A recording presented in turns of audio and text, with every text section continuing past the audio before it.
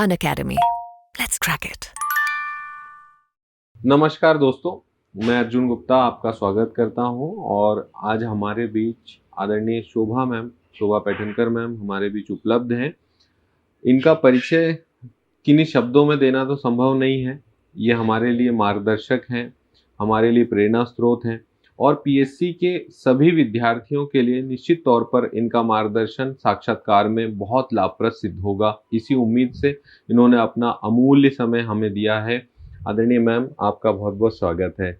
मैं आपसे निवेदन करूंगा कि साक्षात्कार के लिए जो बच्चे अब साक्षात्कार परीक्षा के मेंस परीक्षा के बाद साक्षात्कार के लिए बोर्ड के समक्ष उपलब्ध होंगे, उनके लिए कुछ आप उवाच रखें। एक चीज और मैं बताना चाहता हूं, जो सबसे मेन बात मैं आपको बताना भूल गया कि मैडम का जो परिचय है कि मैडम आयोग में साक्षात्कार बोर्ड, इनका पूरा बोर्ड था, आयोग में सदस्य थी, मध्य प्रदेश लोक सेवा आयोग की सदस्य रही हैं। वर्ष 2006 से लेकर 2012 तक चयनित विद्यार्थियों के साक्षात्कार मैम ने अपने बोर्ड में लिए। तो किस तरीके से बोर्ड में साक्षात्कार होता है, क्या चीजें होती हैं और किन बारीकियों पर काम करने की आपको आवश्यकता है, उसका मार्गदर्शन मैडम देंगी। धन्यवाद। सभी इंटरव्यू के लिए जिनको कॉल आया है, सभी को बहुत बहुत शुभकामनाएं। आपने बहुत अच्छी मेहनत की है, प्री निकाला है, मेंस निकाला है और अब अंतिम पड़ाव पर है। निश्चित रूप से जितनी मेहनत की है उससे अधिक मेहनत तो आप कर ही रहे होंगे। आपको बहुत सारी शुभकामनाएं सफलता के लिए। वैसे सामान्यतः आपकी पूरी तैयारी होगी ही, फिर भी जो ध्यान में आता है कि उसमें एक आपका जो फॉर्म भरा रहता है वो सबके सामने रहता है, इंटरव्यू बोर्ड के सामने, तो इसलिए आपका परिचय तो सबको मालूम होता है। फिर भी कभी कभी आपसे परिचय भी पूछा जाता है और कभी ये भी पूछा जाता है कि आप अपने आप को जिस पद के लिए आपने तैयारी की, यहाँ साक्षात्कार के लिए आए, कैसे योग्य मानते हैं।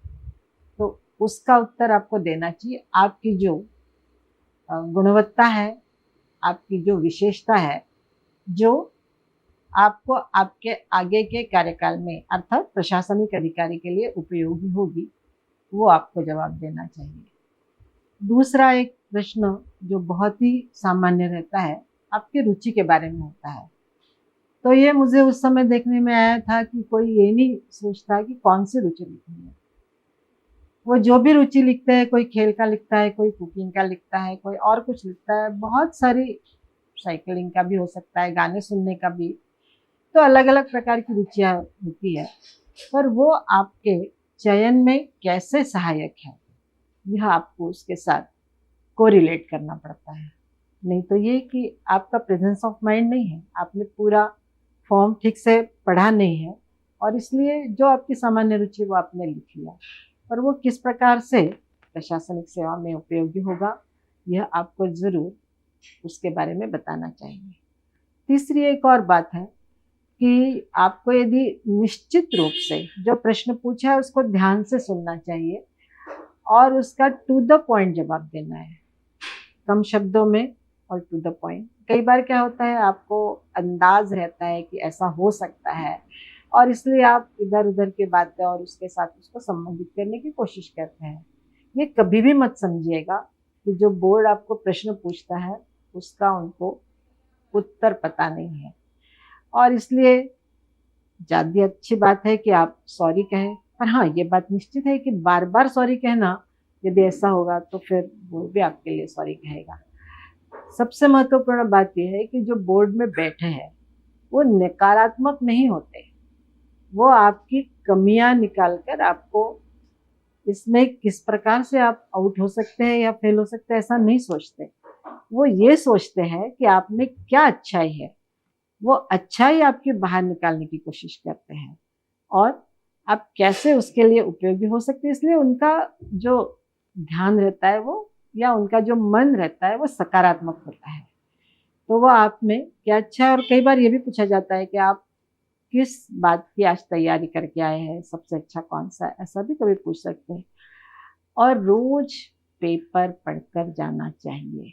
करंट टॉपिक्स अत्यधिक महत्वपूर्ण होते हैं, क्योंकि आपका काम भी, आप डिप्टी कलेक्टर बनोगे तो जो भी लॉ एंड ऑर्डर की सिचुएशन होगी, कानून व्यवस्था की, तो उसके साथ आपको डील करना है।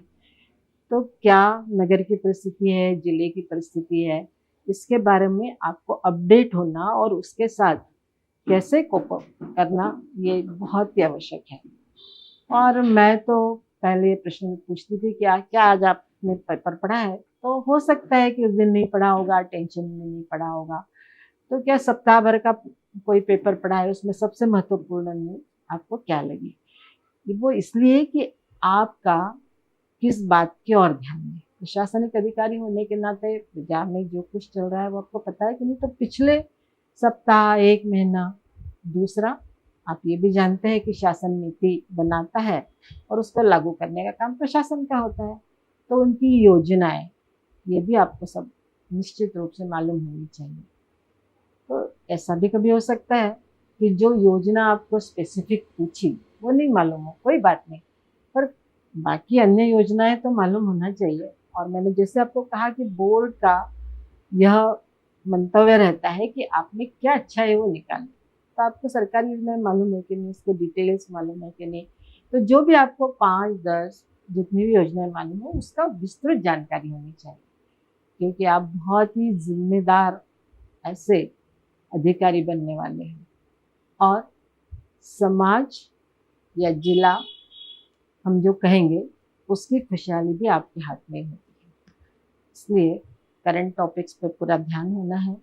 सबसे पहले अपने स्थानीय बातों पर ध्यान देना है, मतलब लोकल जो विशेषता है वो, उसके बाद फिर प्रदेश की बात, उसके बाद राष्ट्रीय स्तर की और फिर अंतर्राष्ट्रीय स्तर। ऐसे स्टेप बाय स्टेप आपकी पूरी तैयारी। तो जो जैसे मैंने कहा इंटरव्यू में सबसे महत्वपूर्ण है कि करंट क्या चल रहा है अंतर्राष्ट्रीय स्तर पर भी और देश में भी, यह आपको मालूम होना चाहिए। मुझे लगता है इतना आपने ध्यान रखा तो आपका बहुत अच्छी तैयारी हो जाएगी और आप सब प्रश्नों के अभी सब पता है NEP का जो राष्ट्रीय शिक्षा नीति आई है उसकी विशेषता, क्योंकि हम जानते हैं कि शिक्षा से मनुष्य बनता है, तो इसलिए शिक्षा में क्या परिवर्तन आया, उससे क्या क्या लाभ होगा, ये सब आपको, भले ही आप प्रशासनिक अधिकारी बन गए मगर फिर भी शिक्षा नीति के बारे में भी आपको जानना चाहिए। जैसे मैंने कहा कि अभी जो कुछ वर्तमान में है उसकी जानकारी आपको अवश्य रूप से होनी चाहिए। अच्छी तैयारी करिए, पुनः आपको बहुत सारी शुभकामनाएं, आप सफल होइए, ऐसी मेहनत करिए। धन्यवाद। Thank you so much ma'am, आपने अपना मूल्य समय हमको दिया और निश्चित ही ये बातें साक्षात्कार देने वाले विद्यार्थियों के लिए लाभप्रद सिद्ध होंगी। आप सभी को बहुत बहुत शुभकामनाएं। धन्यवाद।